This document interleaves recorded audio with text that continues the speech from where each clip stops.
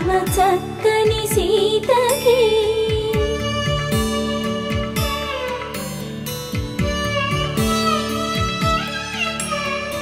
ఎర్ర జాబిలి చేయి రాముడేడని అడుగుతుంటే చూడలేదని పెదవి